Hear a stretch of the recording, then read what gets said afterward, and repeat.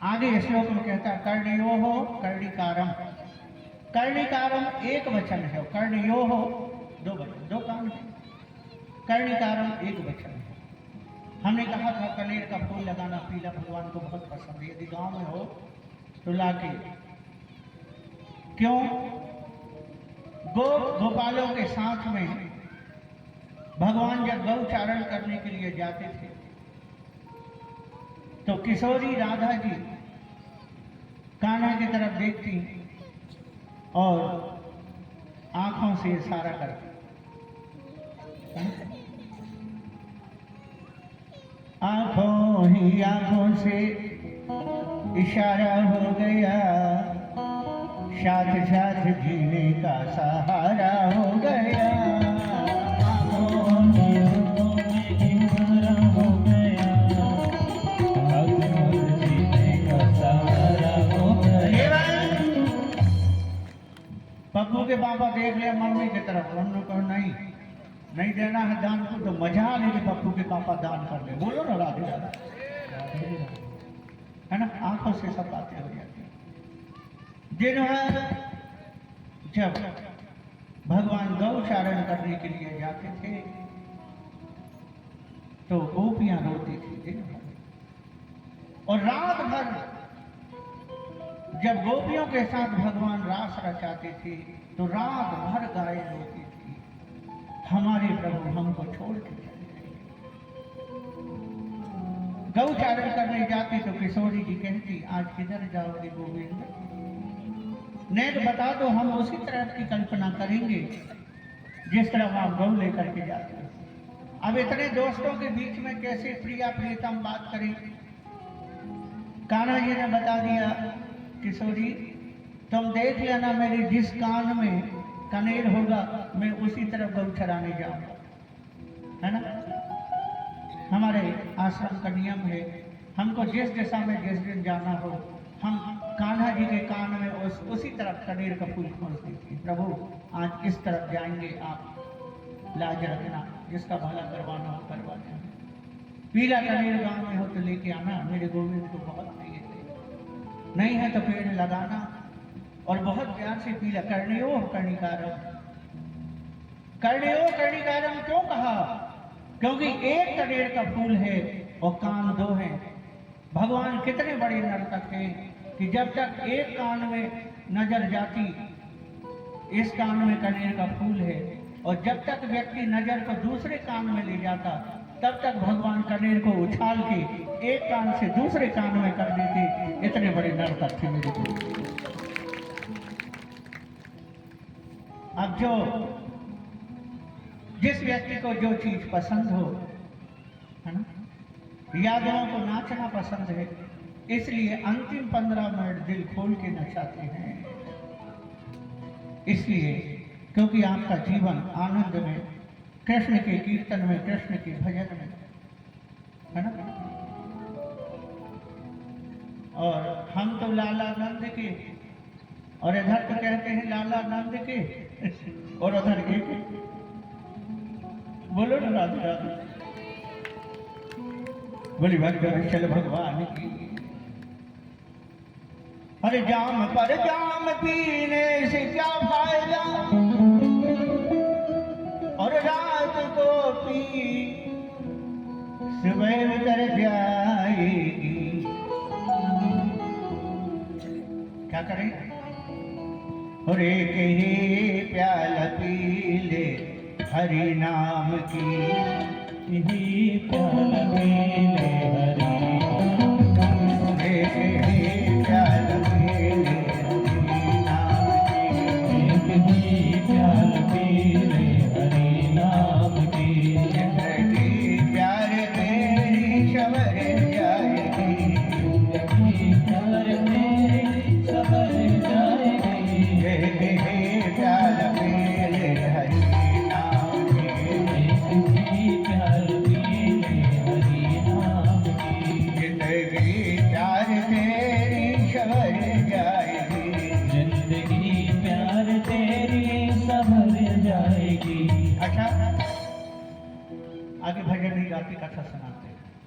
एक बार बोलो ना, जरा जोर से बोलो ना। हाँ, वो मोहल्ला की आवाज कम आ रही, जरा जोर से बोलना।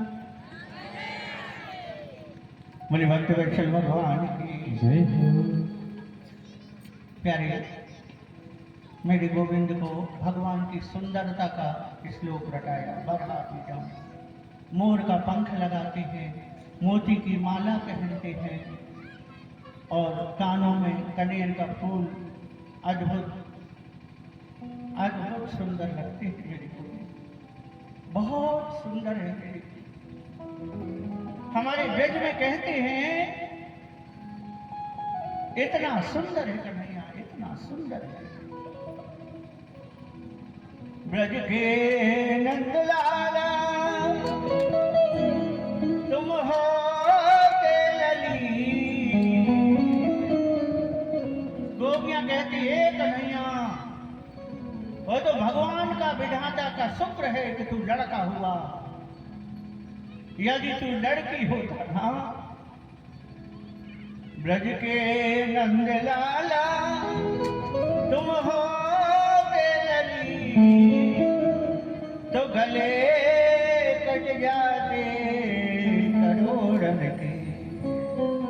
अच्छा हुआ तू लड़का हुआ रे, यदि तू लड़की होता ना, करोड़ों गले तेरी सुंदरता पर कट जाती। इतना सुंदर है, जहां कोई नहीं जाता वहां जाके मेरा कन्हैया रक्षा करता है, बचा देता है। इसलिए केवल कृष्ण की हो जाओ, केवल कृष्ण। बोली भक्त वत्सल भगवान की जय हो। थोड़ी देर के लिए आंख खुली, कथा चल रही थी, सुखदेव को उठाना था। सुखदेव समाधि में बैठे हैं। वेद व्यास जी के शिष्यों ने जाकर के श्लोक पढ़ा। बरहा पीडम नटवर बपू कर्ण्यो कर्णिकारम विभ्रद वासा है कनक कवशम वैजयंती कमाला। रूखी वैजयंती की माला पहनते हैं, मगर वो भगवान के गले में जाकर के धन्य हो जाती है। एक फूल मुर्दे के ऊपर चढ़ाए जाते हैं, एक फूल भगवान के गले में। बेजा फूल फूले हैं सजावट पार में, मगर माला बना के कोई नहीं लाता। बोलो ना राधे राधे, कल से माला आना चाहिए। सबकी बारी में फूल लगे ना गेंदा, भगवान के काम नहीं है तो किस काम की आएंगी बताओ जरा। अरे बोलो ना प्यारे।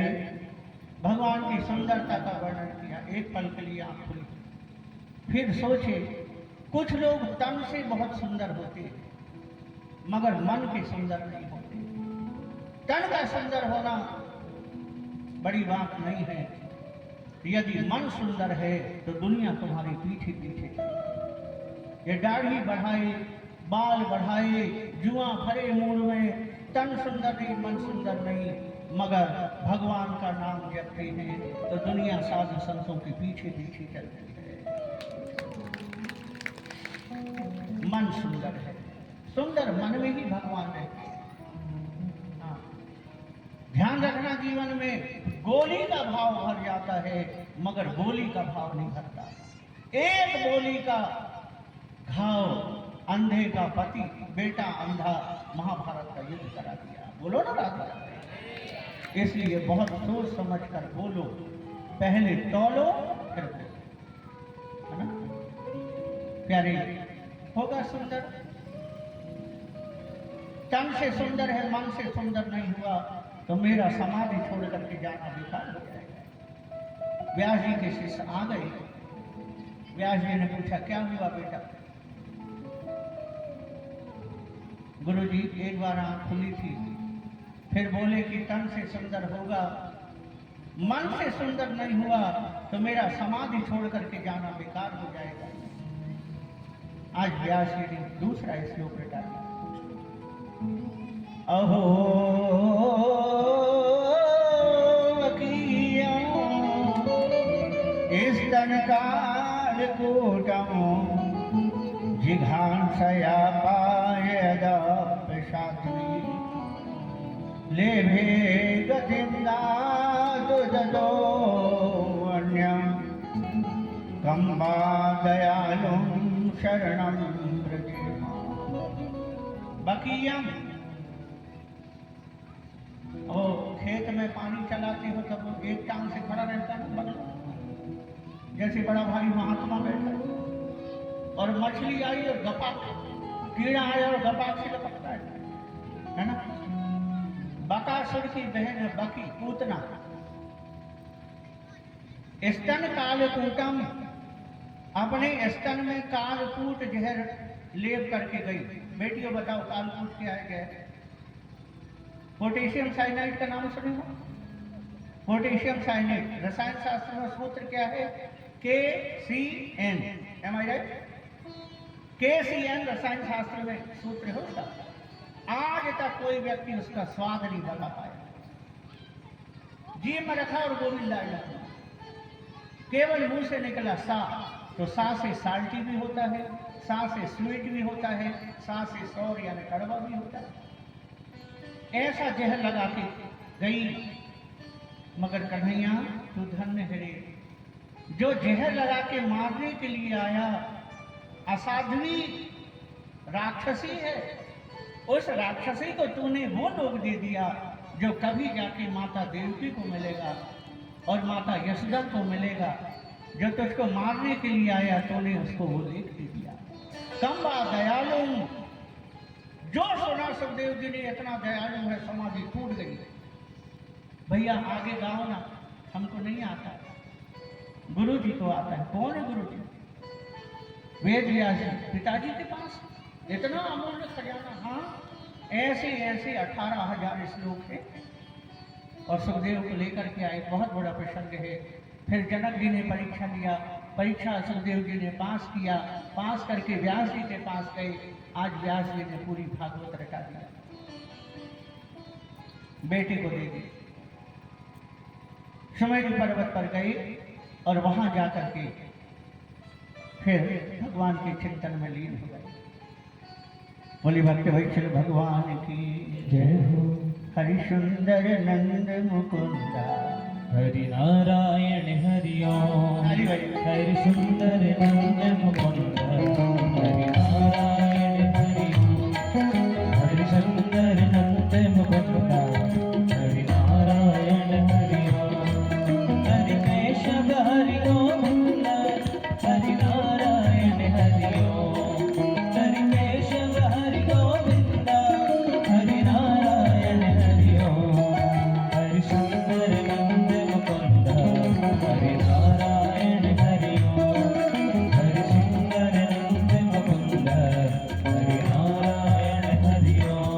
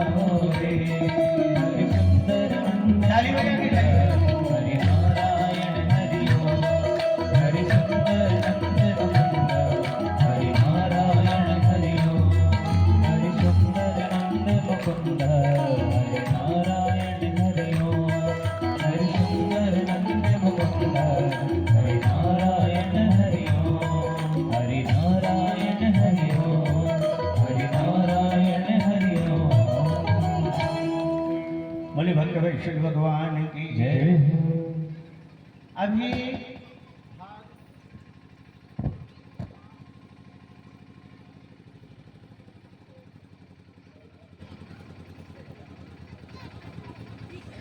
हरिओम।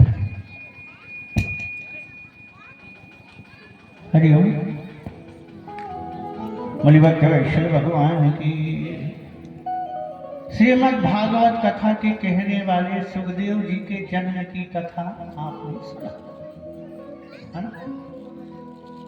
चलो थोड़ी देर में जो भागवत के श्रोता हैं उनका महत्व बता दें, फिर भागवत के महत्व के बाद कथाएं चलेंगी। भगवान का जन्मोत्सव कब मनाएंगे?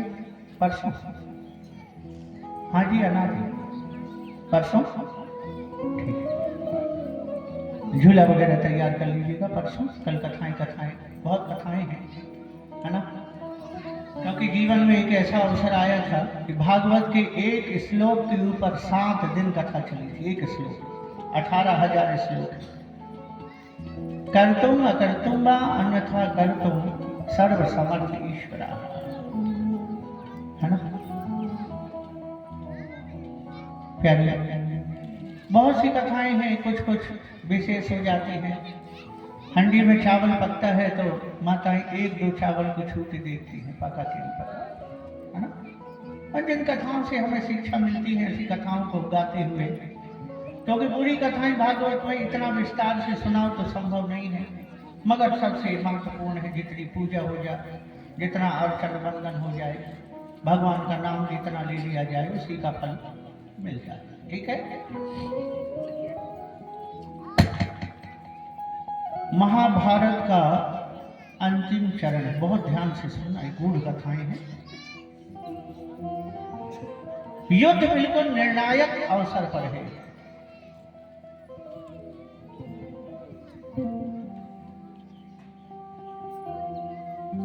दुर्योधन के साथ भीमसेन का युद्ध चल रहा है। भागवत की कथा है। भागवत से हट के कोई चीज नहीं सुनाएंगे, दृष्टांत को छोड़ के। श्रीमद् भागवत का है, खोल के देखिए। भागवत से कुछ अलग से बताने की जरूरत नहीं पड़ती, इतना भरा है इसमें। अंतिम क्षण चल रहा है, भीमसेन और दुर्योधन का युद्ध चल रहा है। और उसी समय दाऊ दादा चले गए थे बाहर, लौट के आए। क्यों? दुर्योधन दाऊ दादा का समधी है, और एक तरफ भाई, एक तरफ बहनोई है, अर्जुन बहनोई है, दुर्योधन समधी है। किसके तरफ बोले किधर न बोले, उन्होंने कहा चलो तीरथ चले, झंझट खत्म। यहां रहेंगे नहीं तो पहले युद्ध का निमंत्रण दिया जाता था, है ना? लड़ाई करना है। और यादव लोग बहुत कट्टर होते थे, 12 साल की दुश्मनी निकालते थे। कहते थे यादव 12 साल गोली भर के रखता है, और मौका मिला और दे लाठा नहीं डर, बोलो डरा दे। हाँ, तो यदुवंशी दाऊ दादा बन को चले गए। ठीक उस समय आई जब युद्ध निर्णायक मोड़ पर था, दोनों का युद्ध चल रहा है। माता गांधारी के पट्टी खोलने से दुर्योधन का शरीर वज्र का हो गया है। वो तो भला करे भगवान कृष्ण का कि जरा केले की पत्ती लगा दिया, इतना बड़ा माँ के सामने नंगा जाएगा, शर्म नहीं आती? भगवान ने कहा था दुर्योधन पत्ती लगा लिया। ये अधो वस्त्र पहनते हैं, उतना भाग बल बच गया, नहीं तो पूरा पत्थर का हो गया। भीमसेन गदा मारे तो टन टन की आवाज आए, पत्थर में मारे जैसा। और दुर्योधन गदा मारे तो अंग चूर चूर हुए भीम का। भीम ने लौट करके देखा कि प्रभु आज मरवाई डालोगे क्या? तो कन्हैया ने कहा मैं क्या करूं, दाऊ दादा आ गए। दुर्योधन चेला भी है दाऊ दादा का, धनुष गदा युद्ध जो गदा चलाना दाऊ दादा ने सिखाया।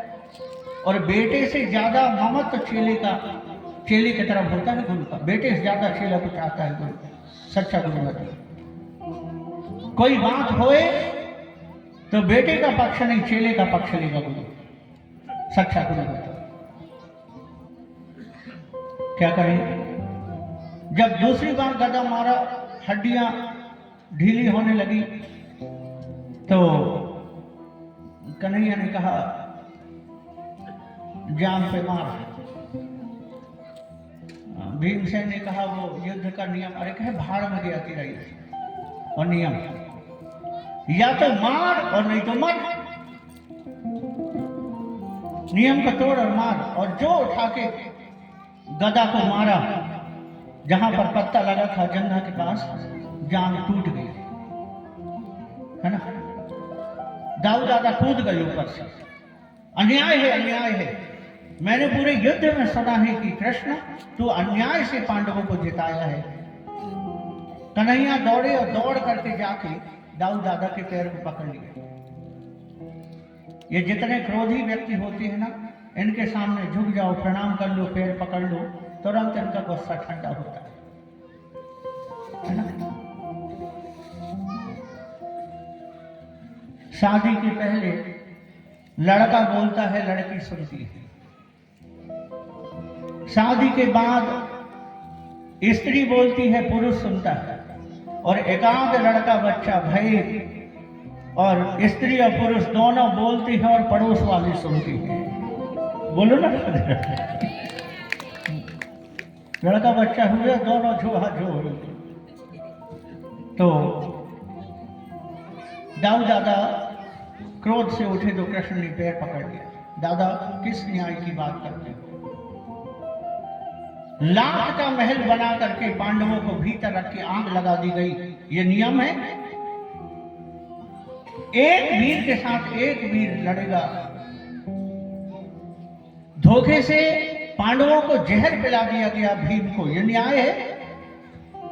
पांव पकड़े हैं भगवान कृष्ण की, भागे ना और सारी बातें सुने। पैर पकड़े पकड़े कहते हैं, दादा देखो, माँ में एक माँ होता है और मामा में दो माँ, यानी दो माँ का स्नेह मामा देता है। यदि मामा सच्चा है तो, नहीं तो कंस भी मामा था, है ना। तो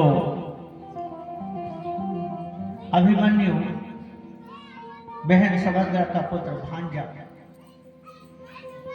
पैर पकड़े पकड़े कृष्ण कहते हैं, आंसू लाई नकली आंसू चेहरे में, और दादा हमारे प्रिय भांजे अभिमन्यु को 6 वीरों ने घेर करके मारा है।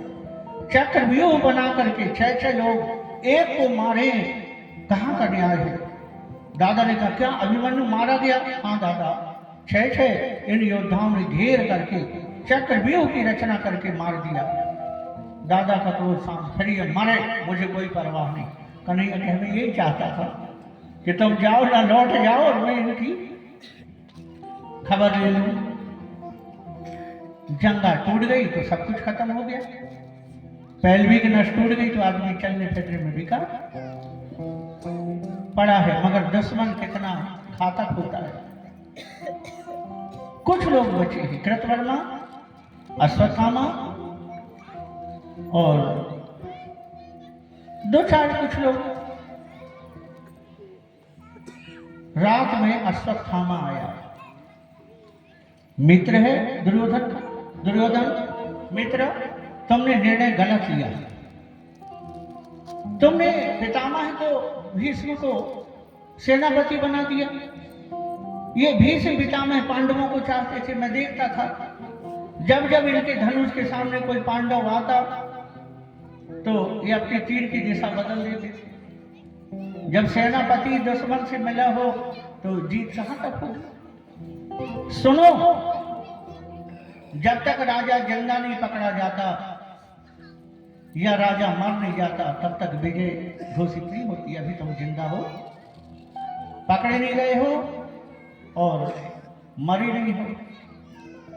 तुम मेरे को अभी सेनापति बना दो, मैं इन पांडवों को हरा करके तुमको विजय श्री दिलाऊंगा। मरता करना लगता। भीष्म पितामह के ऊपर दोष लगा दिया।